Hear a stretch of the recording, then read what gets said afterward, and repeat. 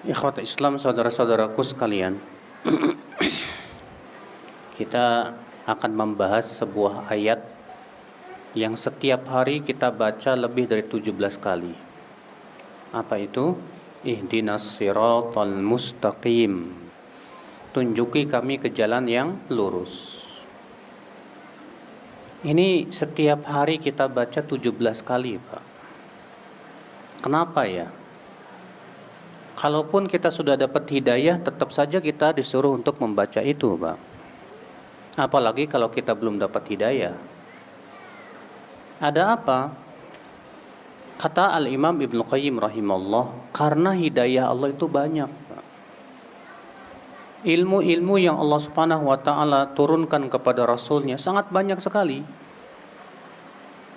Kadang ada orang dapat hidayah dari sisi ibadahnya, tapi ternyata belum dapat hidayah dari sisi akidahnya. Ada orang dapat hidayah, akidahnya bagus, ibadahnya bagus, tapi akhlaknya belum dapat hidayah.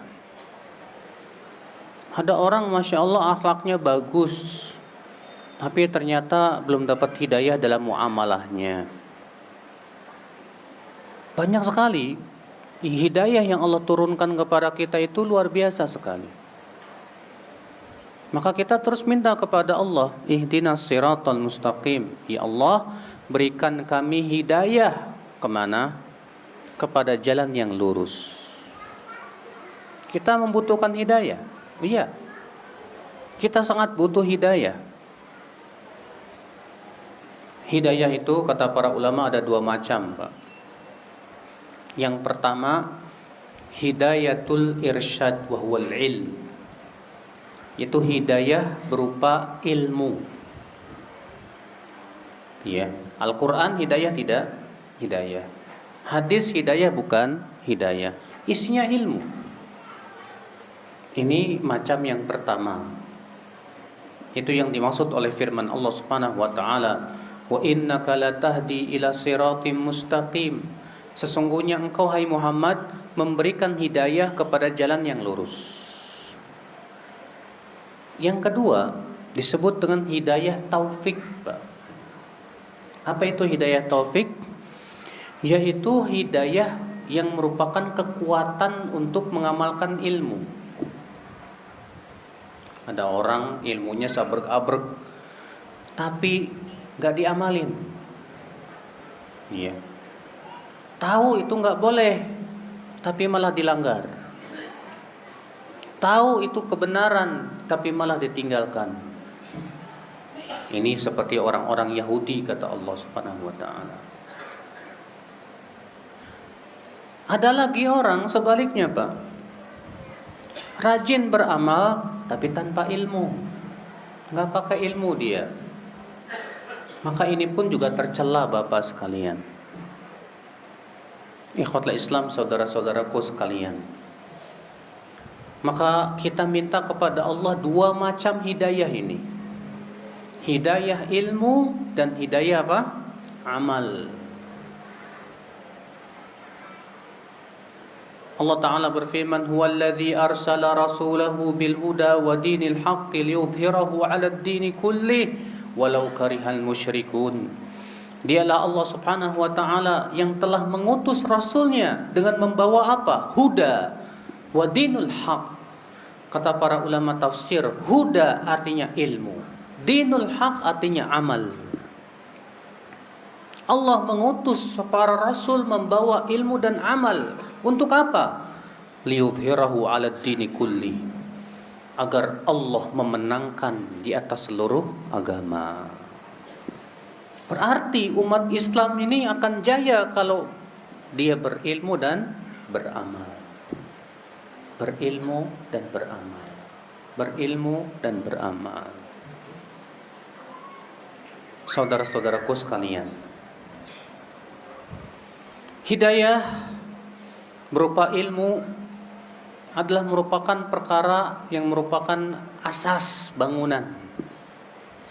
Karena tanpa ilmu itu amal tidak akan diterima oleh Allah Subhanahu wa taala. Oleh karena itulah saudaraku sekalian, Allah Subhanahu wa taala berfirman dalam surat Muhammad, "Fa'lam annahu la ilaha illallah." Fa'lam, apa itu fa'lam? Dari kata ya i'lam, ketahuilah. Berilmulah.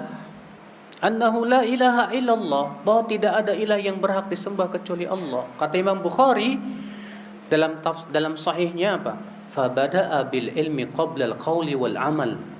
Di sini Allah memulai ilmu dulu sebelum berkata dan beramal. Segala sesuatu harus punya ilmunya, Pak. Dalam masalah dunia saja kalau kita nggak punya ilmunya susah, ya kan? Bapak atau ibu-ibu misalnya mau masak yang enak tapi nggak tahu ilmunya, susah. Bapak mau bangun sebuah rumah yang kuat dan megah tapi nggak tahu ilmunya, nggak bisa. Bapak-bapak sekalian juga ya, dalam berbagai macam permasalahan kalau kita nggak punya ilmunya susah, Pak. Apalagi dalam agama. Kita mau beribadah sama Allah tapi kita nggak tahu caranya gimana. Ayo sholat, gimana Pak sholat caranya? Pokoknya sholat aja udah. Tapi akhirnya bikin sholat sendiri, Pak. Caranya bikin sendiri. Harusnya subuh 2 rakaat jadi 4 rakaat. Kira-kira diterima nggak sama Allah, Pak? Nggak diterima. Oleh karena itulah saudara-saudaraku sekalian, kalau kita ingin mendapatkan hidayah, berarti yang harus kita lakukan apa? Kalau kita ingin dapat hidayah, yang harus kita lakukan adalah yang pertama, kita harus mempersiapkan tempat hidayah yang cocok. Saya mau tanya sama Bapak dan Ibu-ibu, tempat hidayah itu di mana, Pak? Di hati. Bejananya hidayah itu hati. Iya. Sekarang kalau Bapak punya bejana, tapi bejananya kotor, kemudian dimasukin air, kira-kira airnya kotor nggak, Pak? Keruh, kotor. Iya. Kita ingin mendapatkan hidayah, tapi ternyata bejananya kotor. Mungkin kalau kita menuntut ilmu karena hati atau bejananya yang kotor itu, akhirnya hidayahnya juga jadi dikotori oleh sesuatu. Oleh karena itulah Allah Subhanahu wa taala memerintahkan kita untuk memperhatikan masalah tazkiyatun nufus, Pak. Apa itu tazkiyatun nufus? Membersihkan jiwa kita. Allah taala berfirman dalam surat Asy-Syams. Allah bersumpah 11 kali, Pak. 11 kali Allah bersumpah. Allah berfirman, "Wasyamsi wadhuhaha wal qamari idza talaha wan nahari idza jallaha wal laili idza yaghshaha was samai wa ma banaha wal ardi wa ma tahaha wa nafsin wa ma sawwaha." Lihat, 11. Allah tidak pernah bersumpah lebih banyak dari ayat ini, surat ini. Bayangkan Allah sampai 11 kali bersumpah. Untuk apa Allah bersumpah 11 kali sebanyak itu, Pak? Maka Allah menyebutkan jawab sumpahnya, qad aflaha man zakkaha. Sungguh telah beruntung orang yang mensucikan jiwanya. Masya Allah. Untuk pensucian jiwa Allah bersumpah 11 kali. 11 kali. Kenapa? Karena kalau jiwa kita sudah bersih, sudah bening, maka cahaya hidayah itu akan mudah masuk ke dalam hati kita.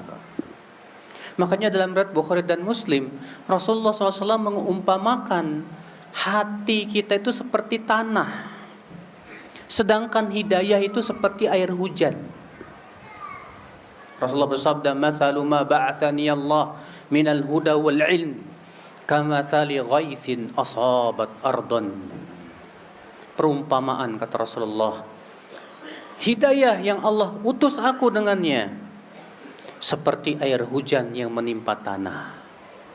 Fakanat minha ta'ifah tayyibah qabilatil ma'a wa ambatatil kala wal ushbal kathir. Di antara tanah itu kata Rasulullah ada tanah yang subur dan gembur. Ia bisa menerima air dengan baik, bahkan ia menumbuhkan berbagai macam tanaman dan rumputan yang banyak, bayangkan. Iya. Wal ukhra tumsiku ma'an wala tumbitu kalaan. Ada yang kedua kata Rasulullah, jenis tanah yang bisa menahan air tapi tidak bisa menumbuhkan tanaman, Pak. Dia hanya sebatas menampung air saja ini. Tapi tanah itu kurang mendapatkan apa? Faidah dari air tersebut. Yang ketiga kata Rasulullah apa? Innama hiya qi'an.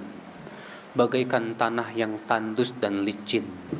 Tidak bisa menahan air dan juga tidak bisa menumbuhkan tanaman. Fadzalika mathalu man faqaha fi dinillah. Itu perumpamaan orang-orang yang faqih dalam agama Allah Subhanahu wa taala. Makanya Pak, coba deh supaya air hujan itu diterima dengan baik oleh tanah dan supaya tanah itu menumbuhkan tanaman yang bagus, itu tanah harus digimanain, Pak? Mau tidak mau harus diolah, betul tidak? Tanya sama petani, bagaimana caranya supaya tanah itu subur? Harus dicanggulin, dikasih pupuk dan yang lain. Hati kita juga harus seperti itu.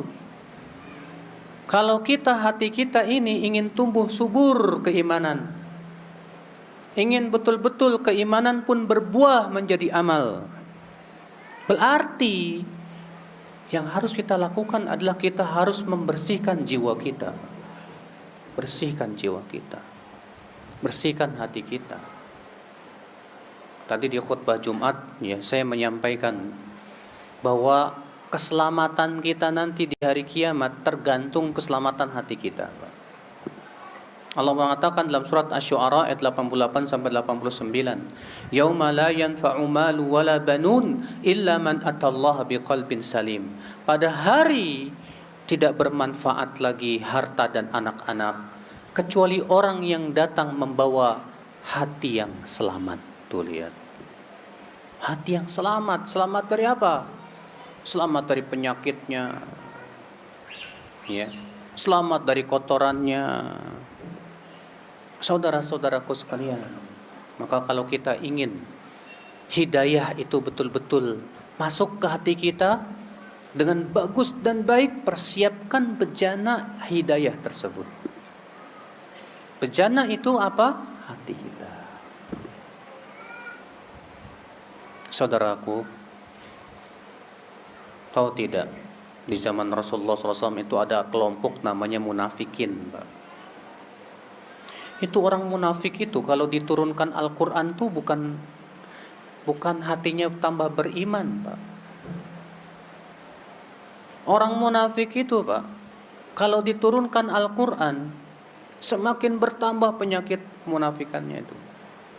Makanya Allah mengatakan tentang orang munafik dalam surat At-Taubah, "Wa idza ma unzilat surah فَمِنْهُمْ مَنْ يَقُولُ أَيُّكُمْ زَادَتْهُ هَذِهِ إِيمَانًا فَأَمَّا الَّذِينَ آمَنُوا فَزَادَتْهُمْ إِيمَانًا وَهُمْ يَسْتَبْشِرُونَ وَأَمَّا الَّذِينَ فِي قُلُوبِهِمْ مَرَضٌ فَزَادَتْهُمْ رِجْسًا إِلَى رِجْسِهِمْ وَمَاتُوا وَهُمْ كَافِرُونَ. Allah mengatakan apa?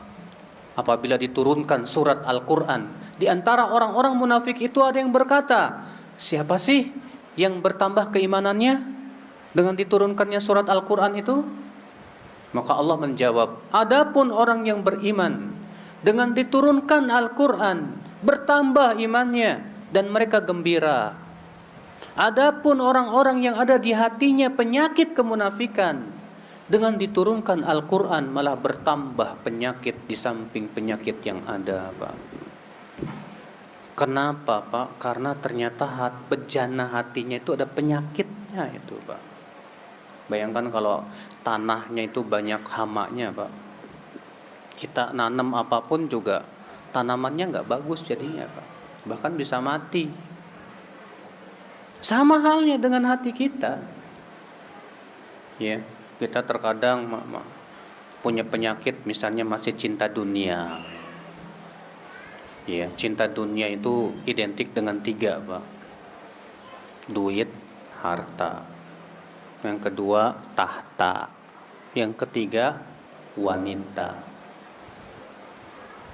Kalau hati kita ini, Pak, Masya Allah, masih cinta dunia, masih mengharapkan tahta, masih mengharapkan harta, terkadang ilmu itu nggak ada manfaatnya kita pelajari. Terkadang cinta dunia itu membuat kita apa? Gelap mata, tidak peduli lagi halal haram sudah. Udah, yang penting saya dapat duit, mau haram kayak terserah. Kenapa? Karena hati kita masih gelap gulita. Hati kita masih ada penyakitnya. Penyakit itu penyakit yang mengerikan. Penyakit itu adalah penyakit syahwat, penyakit cinta dunia. Sehingga akhirnya dia tahu ini haram, tahu sih. Cuman gimana ya? Kenapa kok bisa begitu? Kamu kan tahu, sudah tahu itu haram toh, masih juga dilakukan sih. Itulah, Pak, jawabannya karena hati kita berpenyakit. Sehingga akhirnya ilmu yang sudah kita ketahui tidak ada manfaatnya, bahkan ilmu itu menjerumuskan kita ke dalam api neraka. Makanya Rasulullah SAW sabda, Al-Qur'anu hujjatun laka aw alaik. Al-Qur'an itu hujjah yang akan membantu kamu, atau Al-Qur'an itu hujjah yang akan menjerumuskan kamu ke dalam api neraka. Ngeri. Saudara-saudaraku sekalian, jadi kalau kita ingin dapat hidayah, yang pertama kali kita lakukan apa? Yaitu siapkan bejana hidayah yang bagus. Apa itu? Hati kita. Bersihkan ia dengan banyak istighfar dan taubat.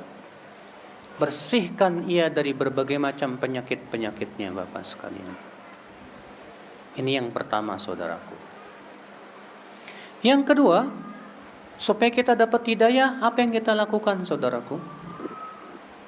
Yaitu kita harus menghindari hal-hal yang bisa menghalangi hidayah. Iya. Apa penghalang-penghalang hidayah itu, Pak?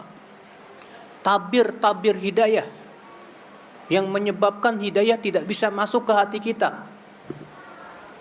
Tabir yang pertama, takabbur, sombong. Seperti iblis yang disuruh sujud kepada Adam enggak mau. Allah mengatakan, wa idh qulna lil malaikati isjudu li adama fasajadu illa iblis aba wastakbar wa kana minal kafirin. Dan ingatlah ketika kami berkata kepada para malaikat, sujudlah kalian semuanya kepada Adam. Semuanya sujud kecuali iblis. Kenapa? Aba, enggan dan sombong dia. Sombong, kata Rasulullah, ada 2 macam, Pak. Rasulullah SAW dalam riwayat Muslim bersabda apa? Al-kibru batarul haqqi wa ghamtun nas. Sombong itu menolak kebenaran dan menganggap remeh manusia. Berarti atas dasar hadis ini sombong ada 2 macam. Sombong yang pertama, ini yang paling berat, yaitu sombong kepada kebenaran. Ketika sampai kebenaran kepada dia tolak. Bisa jadi karena misalnya yang membawa kebenarannya lebih muda dari dia. Atau misalnya yang membawa kebenaran itu orang yang merupakan bawahan dia. Atau ternyata yang membawa kebenaran itu musuh dia. Akhirnya apa? Dia tolak kebenaran. Ini sombong, kata Rasulullah SAW. Yang kedua, sombong kepada manusia. Dengan cara apa? Menganggap remeh mereka. Ketika kita merasa diri kita kaya, melihat orang miskin diremehkan. Merasa diri kita berilmu, melihat orang yang bodoh diremehkan. Merasa kita sudah banyak amal, udah banyak sedekah, banyak puasa, banyak tahajud, ngelihat orang yang kurang amalnya diremehkan. Dia pandang dengan pandangan yang remeh. Sombong, Pak. Maka dari itulah orang sombong ini, apalagi sombongnya yang pertama, sombong terhadap kebenaran, tidak bisa dia dapat hidayah. Susah, sulit, Pak. Ya, seperti si Fir'aun itu, Pak. Fir'aun itu sebetulnya mengakui Nabi Musa benar. Tapi masalahnya Fir'aun ini ada kesombongan, Pak. Dia merasa saya raja, saya punya kedudukan. Iya.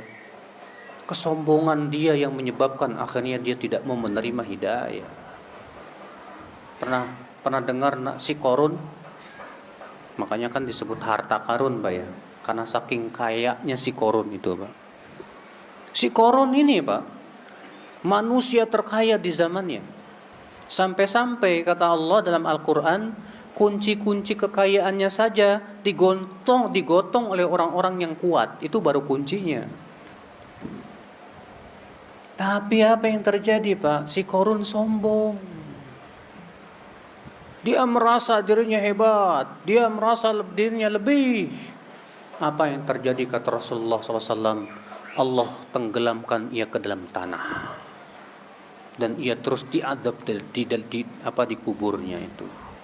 Dia enggak mau menerima dakwah kebenaran karena kesombongannya itu, Pak. Maka jangan sombong. Siapapun kita siapa? Orang kaya. Ingat, kekayaan milik siapa? Allah. Allah yang memiliki kekayaan. Kalau bukan karena Allah yang memberikan kepada kita nikmat, gak bisa kita jadi orang kaya. Kita sebagai apa? Oh, saya gubernur. Ingat, yang memberikan kamu kedudukan Allah. Dan kelak Allah akan minta pertanggungjawaban dari kedudukanmu itu. Jadi buat apa disombongkan? Tidak ada yang perlu kita sombongkan, Pak. Ilmu yang kita miliki Allah yang ajarkan. Amal saleh yang kita lakukan Allah yang memberikan kekuatan. Jadi buat apa kita sombong? Maka orang yang sombong tidak akan bisa menuntut ilmu. Orang yang sombong tidak sulit sekali dapat hidayah, saudaraku. Makanya Al-Hasan Al-Basri berkata, ada dua orang yang tidak bisa menuntut ilmu.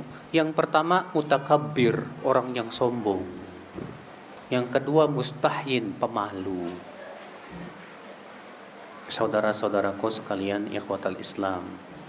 Nah, ini penghalang yang pertama nih, Pak, yang bisa menghalangi kita dapat hidayah. Apa itu, Pak? Sombong. Yang kedua, penghalang yang kedua yang bisa menyebabkan kita terhalang dari hidayah. Apa itu, Pak? Ittiba'ul hawa, ngikutin hawa nafsu, Pak.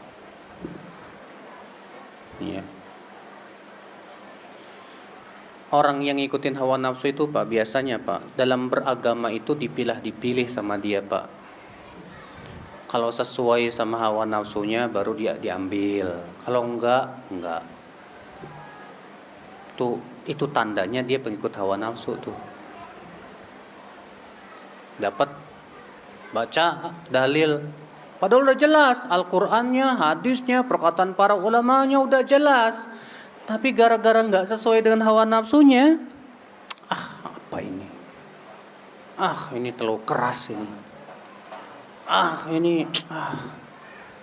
Kenapa? Karena ternyata tidak sesuai dengan seleranya.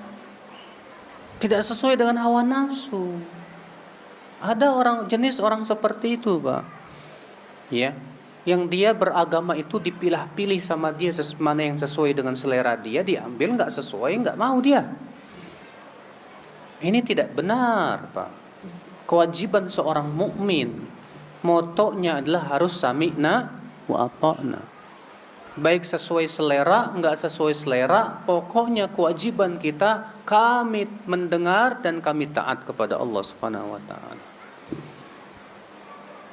Saudara-saudaraku sekalian, makanya Allah mengatakan dalam surat Al-Jathiyah bahwa manusia yang paling sesat di dunia ini orang yang ngikutin hawa nafsu. Allah berfirman, "Wa man adallu mimman ittaba'a hawahu bighairi hudam minallah. Dan siapakah orang yang lebih sesat, kata Allah, dari orang yang mengikuti hawa nafsunya dengan tanpa petunjuk dari Allah Subhanahu wa taala. Ternyata Allah mengatakan orang yang paling tersesat itu yang tersesat karena mengikuti hawa nafsu. Kalau ada orang tersesat karena nggak tahu, biasanya sih insya Allah pasti kasih tahu, mau dia terima. Cuma masalahnya Pak, yang mengerikan itu kalau tersesat karena ngikutin hawa nafsu Pak. Kita sudah tegakkan 1000 dalil pun ditolak sama dia. Kenapa? Gimana? Karena sandaran dia hawa nafsu, susah. Makanya sebagian ulama mengatakan, ya, tanda pengikut wahyu sebelum beramal dia cari dalil. Sedangkan tanda pengikut hawa nafsu beramal dulu baru cari-cari dalil. Ya. Tanda apa? Pengikut wahyu sebelum beramal dia cari apa? Dasarnya apa ya? Dari Al-Quran dan hadis. Ada, amalin. Sedangkan tanda pengikut hawa nafsu, kata para ulama, dia ngamalin dulu, baru cari-cari dalil yang pas. Nah, kalau kita begitu berarti kita masih ngikutin hawa nafsu tuh Pak. Iya. Makanya saudaraku, kita ini pengikut Rasul, bukan penyaing Rasul. Saya yakin semua muslim, semua kita kalau ditanya, kamu pengikut siapa? Oh, saya pengikut Nabi Muhammad SAW. Masya Allah. Saya mau tanya, yang namanya ngikut di depan apa di belakang, Mbak? Yang ngikut harus di belakang lah, jangan di depan. Berarti harus kita ikuti. Rasul ke kanan, kita ke kanan. Rasul ke kiri, kita ke kiri. Rasul berhenti, kita berhenti. Ini enggak, kita ngikutin tapi kita bikin sendiri. Gimana? Katanya pengikut. Makanya saudara-saudaraku sekalian, ya, nah ini jangan kita dalam beragama itu ngikutin hawa nafsu dan selera kita, Pak. Iya. Karena memang subhanallah ya, Pak ya. Banyak perintah-perintah Allah itu tidak selaras dengan keinginan hawa nafsu kita, Pak.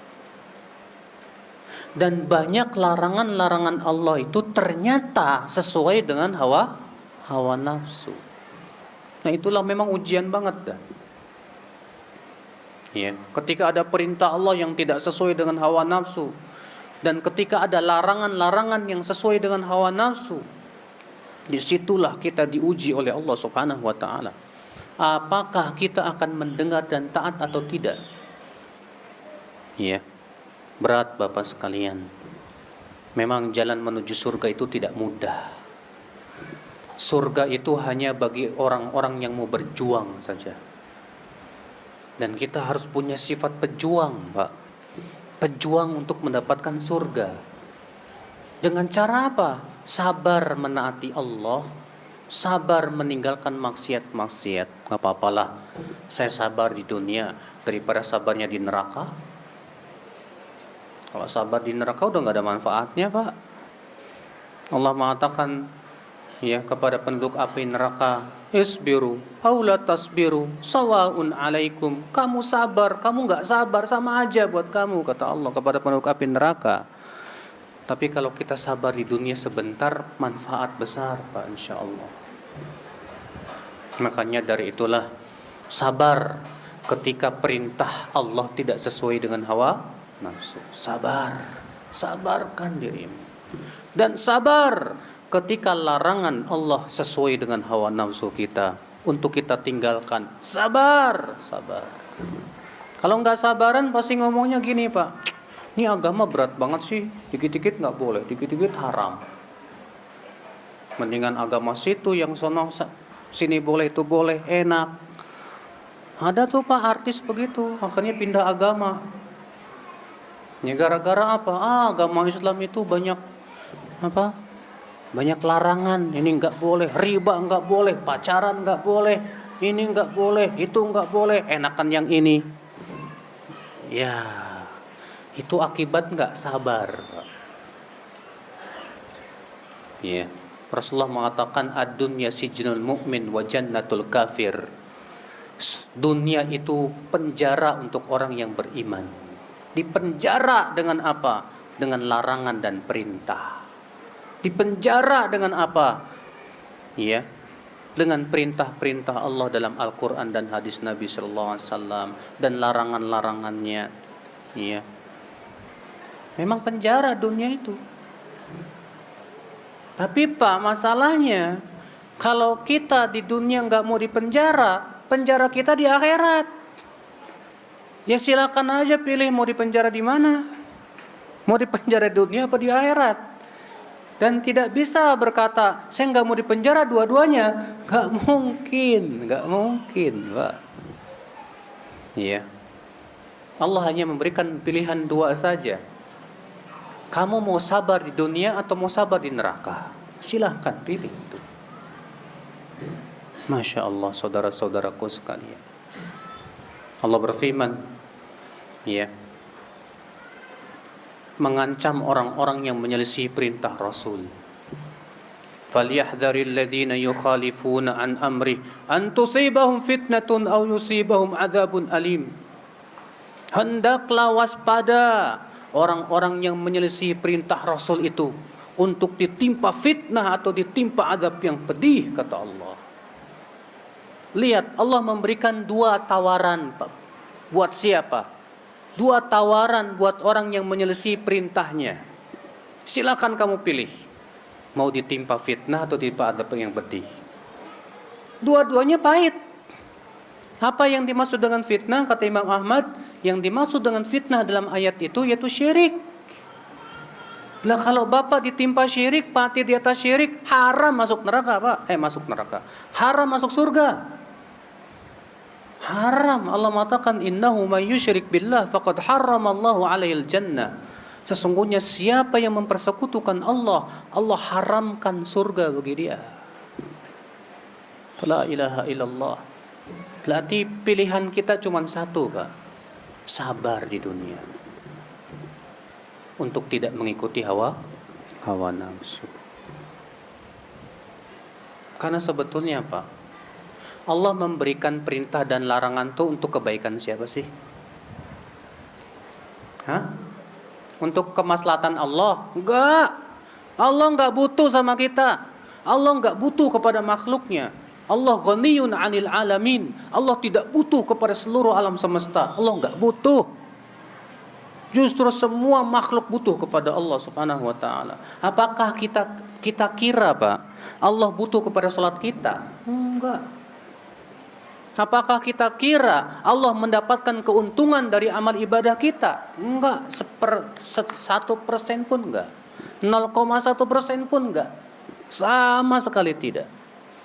Allah berfirman, in ahsantum ahsantum li anfusikum wa in asatum falaha. Jika kalian berbuat baik, maka kalian berbuat baik untuk diri kalian sendiri.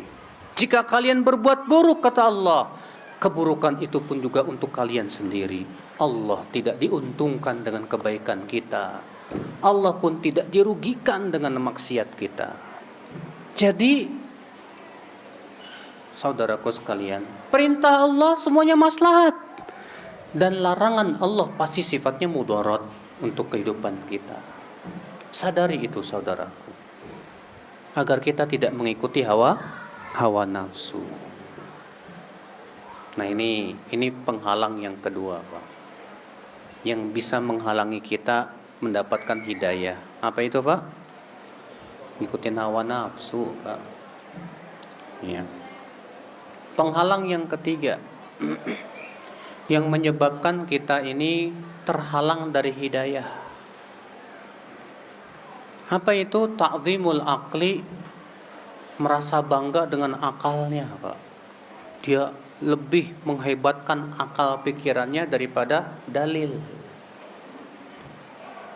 Karena dia merasa intelektual, dia merasa Masya Allah pinter, Akhirnya Al-Quran, hadis diotak-atik dengan akal dia. Kalau tidak sesuai dengan akalnya, ditolak. Kalau sesuai dengan akal pikirannya, diterima. Wah, ini bahaya, Pak. Tahu nggak, Pak? Yang pertama kali menolak perintah Allah dengan akal itu siapa? Iblis. Ketika Allah memerintahkan iblis dan para malaikat seluruhnya untuk sujud kepada Nabi Adam, ya, Allah bertanya kepada iblis, "Ma mana'aka?" Ya, "Alla tasjuda id amartuk." Hai iblis, apa yang membuat kamu tidak mau sujud? "Ma mana'aka an tasjud." Apa yang membuat kamu tidak mau sujud, hai iblis? Apa kata iblis, Pak? "Khalaqtani min nar wa khalaqtahu min tin." Ya Allah, Engkau ciptakan aku dari api, sedangkan Engkau ciptakan Adam dari tanah.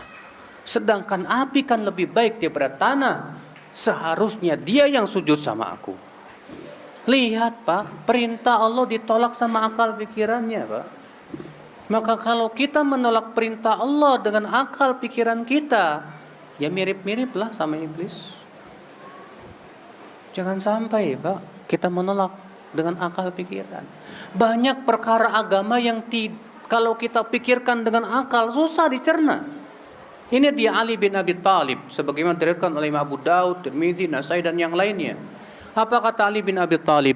"Lau kana ad-dinu bir-ra'yi lakana asfal al-khuf aula bil mashi min a'lah. Walaqad ra'aitu Rasulullah sallallahu alaihi wasallam yamsahu a'la al-khuffi." Kalaulah agama kita ini dasarnya ra'yu, maksudnya akal pikiran, tentu bagian bawah khuf itu lebih layak untuk diusap daripada bagian atasnya. Khuf itu sepatu kulit, ya. Sungguh justru aku melihat, kata Ali bin Abi Thalib, aku melihat Rasulullah SAW mengusap bagian atas, bukan bagian bawah. Padahal yang nginjek najis bagian mana? Bagian bawah. Tapi kok sama Rasulullah yang diusap bagian atas. Kata Ali bin Abi Thalib, ini kalau secara akal pikiran gak masuk di akal nih. Tapi masalahnya agama kita tidak berdasarkan apa? Akal, Pak. Agama kita itu berdasarkan wahyu, dalil dari Allah dan Rasulnya. Saudara-saudaraku sekalian, ya.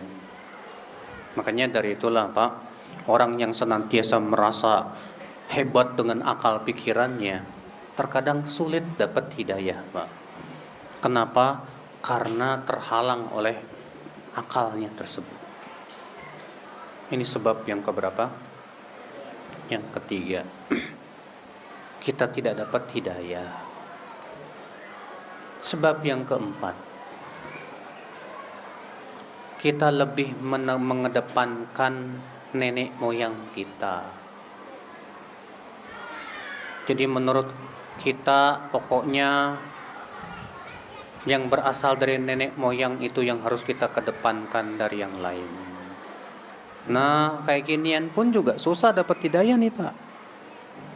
Baca sama Bapak surat Al-Baqarah ayat 164. Allah mengatakan, "Wa idza qila lahum ittabi'u ma anzalallahu qalu bal nattabi'u ma alfaina 'alaihi aba'ana." Apabila dikatakan kepada mereka, surat Al-Baqarah ayat 100, bukan 164 sebelumnya. Apabila dikatakan kepada mereka, ikuti apa yang Allah turunkan, mereka berkata, kami lebih mengikuti apa yang kami temukan dari bapak-bapak kami, dari nenek-nenek moyang kami. Lihat tuh, Pak, orang-orang musyrikin Quraisy ketika dikatakan kepada mereka, ikuti apa yang Allah turunkan, apa jawabnya? Kami lebih mengikuti nenek moyang kami dong, sepuh-sepuh kami dong, orang-orang tua kami terdahulu. Saudaraku, orang tua kita itu makhluk Allah, diciptakan oleh Allah. Kewajiban kita itu bukan ngikutin mereka, tapi ngikutin Allah Subhanahu wa taala. Kalau ternyata kita ini Pak lebih berbangga dengan nenek moyang kita, dengan berbangga dengan bahwa wah adat istiadat nenek moyang kita ya begini, ternyata adat istiadat itu tidak sesuai dengan syariat Allah, bagaimana? Apakah kita akan tetap ikuti juga? Nah itulah saudaraku sekalian, Allah menyebutkan dalam Al-Quran, sebab orang-orang musyrikin Quraisy itu tidak mendapatkan hidayah diantaranya karena lebih mengedepankan nenek moyangnya. Maka dari itu jangan sampai kita seperti itu saudaraku sekalian. Parameter kita adalah firman Allah dan sabda Rasulullah sallallahu alaihi wasallam, sesuai dengan apa yang dipahami oleh para ulama dari kalangan sahabat, tabi'in, tabi'ut tabi'in, dan para ulama setelahnya. Iya. Kemudian penghalang hidayah yang keberapa? Yang selanjutnya yaitu lebih mengedepankan teman-teman. Iya. Kadang ada orang nggak dapat hidayah gara-gara temennya Pak. Aduh nggak enak sama temen. Kalau saya ngikutin hidayah nanti gimana ya? Saya takut ditinggalin sama teman-teman. Nanti teman-teman saya malah cuek sama saya. Akhirnya yang dia pikirin teman-temannya aja Pak. Kan ngeri Pak. Allah menyebutkan dalam surat Al-Furqan ayat 62. Allah mengatakan, menceritakan tentang penduduk api neraka Pak yang nyesel banget Pak gara-gara temannya dia masuk neraka. Allah mengatakan, qala ya wailata laitani lam attakhidh fulanan khalila laqad adallani 'ani dzikri ba'da idh ja'ani. Dia berkata, ya wailata, aduh andaikan aku tidak menjadikan si fulan sebagai teman akrab saya. Sungguh ia telah menyesatkan saya dari peringatan setelah peringatan itu datang kepada saya. Saudara-saudaraku sekalian, ikhwata Islam. Iya. Lihat dalam surat Al-Furqan tadi Pak. Penduduk api neraka ini menyesal sekali. Aduh, andaikan aku tidak menjadikan dia sebagai teman dekat saya. Gara-gara dia saya masuk neraka. Tuh, gara-gara teman masuk neraka. Ini banyak terkadang pemuda-pemuda yang terhalang hidayah gara-gara teman-temannya itu, Pak. Bapak tahu pamannya Rasulullah yang bernama Ali bin Abu Thalib. Abu Thalib ini ayah daripada Ali bin Abi Thalib, Pak. Abu Thalib ini selama hidupnya itu membela Rasul loh Pak. Cuman Abu Thalib gak mau mengucapkan la ilaha illallah. Dalam riwayat Bukhari dan Muslim disebutkan, ketika Abu Thalib dalam sakaratul maut, maka Rasulullah datang untuk mentalkin Abu Thalib supaya mau mengucapkan la ilaha illallah. Tapi rupanya di sisi Abu Thalib ada dua pentolan Quraisy yang musyrik. Ketika Rasulullah berkata kepada pamannya, hai pamanku, ucapkan la ilaha illallah. Dengan kalimat itu aku akan bela kamu di sisi Allah, hai pamanku. Tapi apa yang terjadi? Abu Jahal berkata kepada Abu Thalib, hai Abu Thalib, apakah kamu tidak menyukai agama ayahmu Abdul Muttalib? Maka Rasulullah mengulangi lagi, ucapkan la ilaha illallah pamanku. Abu Jahal mengulangi lagi, apakah kamu benci kepada agama bapakmu Abdul Muttalib? Akhirnya Abu Thalib memutuskan untuk mati di atas agama bapaknya dan gak mau mengucapkan la ilaha illallah. Gara-gara apa? Teman yang buruk tuh. Teman yang buruk nih bahaya banget Pak. Maka dari itulah saudaraku, Rasulullah SAW menyuruh kita itu untuk memilah dan memilih teman. Nggak ada dalam istilah dalam Islam tuh Pak istilah gaul sama setiap orang, nggak ada. Rasulullah bersabda, al-mar'u ala dini khalili, falyanzur ahadukum ila man yukhalil. Seseorang itu di atas agama temannya, maka hendaklah dia melihat dengan siapa dia berteman. Kulihat Rasulullah yang mengatakan begitu. Hadisnya Hasan dari Abu Daud dalam sunannya. Ya, berarti yang kita jadikan teman itu siapa Pak? Yang bisa menyeret kita ke surga. Adapun kalau teman itu menyeret kita ke dalam api neraka, tinggalkan. Nah ini saudara-saudaraku sekalian ya, di antara penghalang apa? Hidayah. Maka coba kita tinggalkanlah hidayah tersebut, saudaraku. Ini yang ketiga. Ya, agar kita mendapatkan hidayah, kita berusaha untuk menghindari penghalang-penghalang hidayah. Yang keempat, agar kita mendapatkan hidayah, kita harus mencari hidayah. Ingat, hidayah itu tidak datang sendiri, Pak. Hidayah itu harus kita cari. Dan sudah kita sebutkan tadi, hidayah ada dua macam. Hidayah berupa ilmu dan hidayah berupa apa? Amal. Harus kita cari, harus kita usahakan. Makanya kan Allah dalam Al-Quran memerintahkan kita nyari ilmu, enggak Pak? Iya.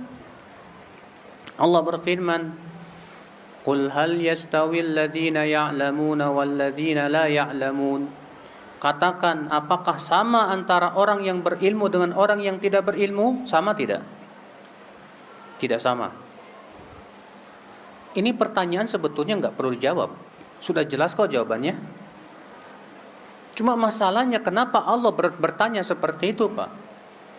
Katakan, apakah sama antara orang yang berilmu dengan orang yang tidak berilmu? Jawabnya sudah pasti, tidak sama. Tapi Allah ingin mengajak kita berpikir. Kalau tidak sama, berarti kamu harusnya yang mana dong? Berilmu atau yang tidak berilmu? Seharusnya kita berilmu. Bagaimana kita dapat ilmu kalau tidak menuntut ilmu?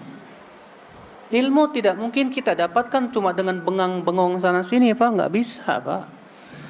Ilmu harus kita cari, harus. Allah juga berfirman, yarfa'illahu alladhina amanu minkum walladhina utul ilma darajat. Allah mengangkat derajat orang yang beriman dan derajat orang yang berilmu di atas orang yang berilmu beberapa derajat. Rasulullah bersabda, fadlul alim alal abid ka fadlil qamar ala sa'iril kawakib. Perumpamaan orang yang berilmu di atas ahli ibadah yang tidak berilmu seperti bulan dibandingkan dengan bintang. Tuh lihat, Masya Allah. Rasulullah bersabda juga, talabul ilm faridatun ala kulli muslim. Menuntut ilmu itu wajib atas setiap apa? Muslim. Coba deh Pak, sudah berapa ayat yang kita pelajari? Sudah berapa hadis yang sudah kita pernah pelajari? Kita berusaha semaksimal mungkin, Pak. Ya, untuk terus menambah ilmu kita tentang agama kita ini, Pak. Ingat, tanda orang yang Allah inginkan kebaikan itu adalah orang yang mau memperdalam ilmu agama. Rasulullah bersabda dalam riwayat Muslim, idza aradallahu bi'abdi khairan, apabila Allah menginginkan kebaikan kepada seorang mukmin, kepada seseorang, yufaqihu fid din, Allah akan jadikan ia faqih dalam agama. Berarti tanda orang yang Allah inginkan kebaikan untuknya, dia mau menuntut ilmu agama, Pak. Mau mempelajari ilmu agama. Masya Allah. Maka itu tanda orang-orang yang diinginkan kebaikan. Pemahaman kebalikan dari hadis ini apa? Orang yang tidak diinginkan kebaikannya oleh Allah, yaitu orang yang dijadikan ia tidak mau belajar ilmu agama. Iya. Ada orang kalau belajar ilmu dunia semangat banget, Pak. Belajar fisika, matematika, biologi. Pas belajar agama, tak mau. Ini termasuk sifat yang tercela. Imam Ibn Hibban dalam sahihnya meriwayatkan Rasulullah bersabda, "Innallaha yubghidu kulla ja'dhariyyin jawadhin sakhabin bil aswaq jifatin bil lail himarin bin nahar alimin bi amrid dunya jahilin bi amril akhirah." Kata Rasulullah apa? Allah itu benci kepada siapa? Kepada setiap orang yang sombong, kasar, suka berteriak-teriak, di waktu malam bagaikan bangkai, di waktu siang bagaikan keledai, berilmu tentang dunia tapi bodoh tentang akhirat. Itu Allah benci sama orang-orang seperti itu. Berilmu tentang dunia, kalau ditanya tentang dunia, Masya Allah serba tahu Pak. Tapi pas ditanya tentang agama, rukun sholat apa? Nggak tahu. Ditanya tentang agama, nggak tahu. La haula wala quwata illa billah. Jadi kalau kita pengetahuan tentang agama kita ini masih sangat minim, dan pengetahuan dunia kita sudah hebat, berarti kita masih menjadi orang yang tidak disukai oleh Allah Subhanahu wa taala. Hati-hati Bapak sekalian. Kadang kan ada orang ngomong gini, Pak. Ya kan kita harus 50-50 lah. Harus seimbang dunia akhirat tuh. Ada nggak yang ngomong gitu? Banyak. Iya. Jangan akhirat terus, dunia juga. Baik. Saya mau jujur deh. Saya mau tanya sama antum yang berkata kita harus 50-50 nih. Seimbang dunia akhirat. Emang antum sudah seimbang belum? Cari duit berapa jam? Dalam sehari 8 jam. Kalau kamu berkata 50-50, cari duit 8 jam, cari akhirat 8 jam, bisa nggak? Boro-boro 8 jam buat cari duit, sisanya buat nonton sinetron, sisanya buat ngobrol-ngobrol ngidul. Pas disuruh nuntut ilmu bilangnya apa? 50-50. 50-50 apaan? Gak bisa begitu Pak. Iya. Kewajiban kita itu harus bersungguh-sungguh dalam hidup kita ini Pak. Jangan jadikan agama itu sebagai sampingan gitu loh Pak. Kok agama jadi sampingan? La haula wala quwata illa billah. Terkadang kan nasihat kita kepada anak begini, nak, cari sama kamu dunia, tapi jangan lupakan akhirat.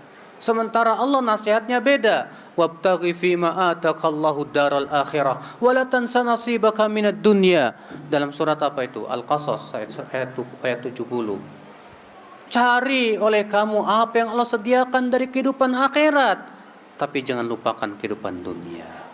Allah mengatakan, cari akhirat, jangan lupakan dunia. Kita cari dunia, jangan lupakan akhirat. Jadinya akhirat sampingan, dunia tujuan. La haula wala quwata illa billah. Salah seperti itu Pak. Moto seorang mukmin itu berpikir bagaimana setiap aktivitas saya bernilai pahala. Saya cari kerja dapat pahala, saya makan dapat pahala, saya tidur dapat pahala. Bagaimana caranya ya? Ya dengan ilmu dong. Mukmin itu ingin setiap aktivitas dia dapat pahala, bahkan bercandanya pun jadi pahala, olahraganya jadi pahala, sehingga 100% hidupnya pahala sudah di sisi Allah Subhanahu wa taala. Saudaraku, oleh karena itulah menuntut ilmu sangat penting sekali. Orang yang bekerja dengan ilmu beda dengan orang yang bekerja sebatas dengan tenaga. Bapak lihat kuli bangunan. Kuli bangunan tuh capek loh Pak. Angkat batu, angkat semen, angkat pasir. Dari jam 7 pagi sampai jam 5 sore keringetan. Ternyata sehari paling dapat 100.000. Bahkan kurang dari itu. Sementara kontraktor enak, cuman nyuruh-nyuruh doang, begini, begitu. Tapi penghasilannya jauh lebih besar. Kenapa? Karena dia bekerja dengan ilmu. Tukang bas bekerja dengan apa? Dengan sebatas kekuatan badan. Sama halnya kalau kita beramal dengan ilmu, pahala kita jauh lebih besar dibandingkan sebatas mengandalkan apa? Fisik. Yang penting beramal dah. Oh, nggak bisa. Maka dari itulah saudara-saudaraku sekalian, mari kita menuntut ilmu Allah, ramaikan majlis-majlis ilmu. Jangan jadikan majlis ilmu itu sebagai entertainment, Pak. Tahu nggak entertainment? Hiburan saja. Terkadang maaf ya Pak ya, banyak diantara kita lebih gandrung kalau kajian itu ustadznya lucu gitu Pak. Dari awal sampai akhir bisanya ketawa ger. Wah, mantep nih ustadznya nih, rame. Wah Pak, kalau seperti itu akhirnya jadi majlis apa Pak? Majlis mengeraskan hati.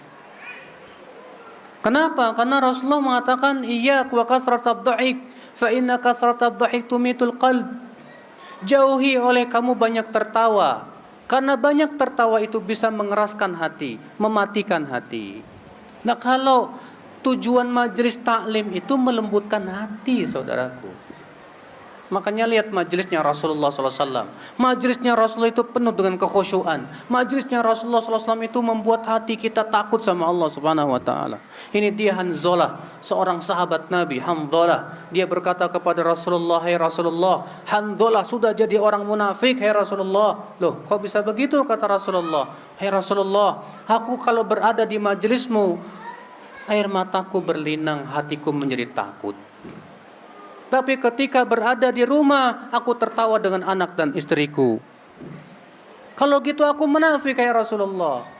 Kata Rasulullah, ya Hanzalah, kalau keadaan kamu terus menerus seperti di majlisku, malaikat akan menyalami kamu di rumahmu dan di jalan-jalan. Akan tetapi hai Hanzalah, ada saat-saatnya. Lihat, ternyata majlis Rasulullah itu membuat hati takut, membuat air mata kita menangis. Itu majlis Rasulullah. Sementara kita maunya majlisnya yang banyak gelak ketawanya, Pak. Salah seperti itu, Pak. Karena banyak ketawa itu bisa mematikan apa? Hati, kata Rasulullah SAW. Makanya seorang ustadz hendaknya berusaha berpikir bagaimana melembutkan ya hati para pendengarnya, sehingga dia mau takut kepada Allah, mau mencintai Allah. Itu yang harusnya dipikirkan, saudaraku. Iya. Nah, saudara-saudaraku sekalian, jadi mari kita menuntut ilmu Allah Subhanahu Wa Taala. Mari kita bersungguh-sungguh mengkaji Al-Quran, mengkaji hadis-hadis Nabi Sallallahu Alaihi Wasallam. Allah turunkan Al-Quran bukan sebagai hiasan, Pak. Tapi bukan hiasan dinding maksudnya, tapi hiasan hati. Allah mengatakan liyundzira man kana hayya, agar Al-Qur'an memberikan peringatan orang yang hidup hatinya. Iya. Allah turunkan Al-Qur'an itu Pak bukan cuma sebatas buat disimpan di lemari, enggak. Tapi Al-Qur'an untuk kita baca, kita pelajari. Allah mengatakan, afala yatadabbaruna al-Qur'an? Tidakkah mereka mau mentadabburi Al-Qur'an? Am ala qulubin aqfaluha? Ataukah hati mereka yang ada padanya gembok-gemboknya? Artinya orang yang tidak mau mentadabburi Al-Qur'an, hatinya sudah tergembok gitu, Pak. Gak mau kita, maka kewajiban kita, mari kita pelajari dan kaji Al-Qur'an. Ini sebentar lagi kita Ramadan nih, Pak. Jadikan Ramadan sebagai ajang kita untuk memperbaiki hati kita, Pak. Jadikan Ramadan kesempatan terbesar, Pak, untuk kita betul-betul bersungguh-sungguh mentadabburi Al-Qur'anul Karim, Pak. Jadikan Ramadan nih, Pak, sebagai cambuk hidup kita, Pak, yang menjadi pendidik kita, sehingga setelah Ramadan nanti, alhamdulillah kita menjadi orang-orang yang bertakwa kepada Allah. Nah, saudara-saudaraku sekalian, ya. Inilah, mari kita sambut hidayah dengan penuh senang hati. Dan jangan sambut hidayah dengan penuh hati yang kesal, hati yang tidak suka. Jadilah kita hamba-hamba Allah yang sejati. Jadilah kita orang-orang yang sadar bahwasanya hidup kita di dunia tak akan lama. Kita akan segera meninggal dunia. Lalu apa yang kita sudah persiapkan menuju kematian itu? Yang terbaik persiapan itu adalah ilmu dan amal. Ilmu dan amal. Wallahu alam.